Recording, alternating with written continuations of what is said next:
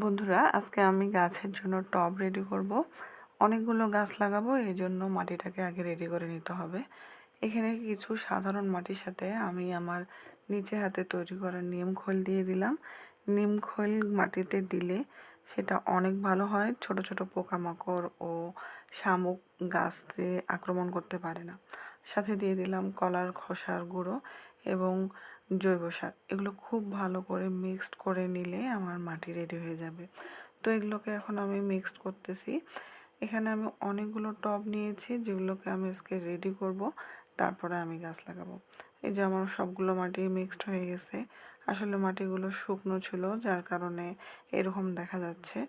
আর টবের নিচে আমি এইরকম করে পুরনো পাতা বা একটু নারকেলের ছোবা দিয়ে দিই। তাহলে হয় কি যে নিচে পানি জমা হয়ে থাকে না, এতে গাছের জন্য কোনো ক্ষতি নিয়ে আসে না।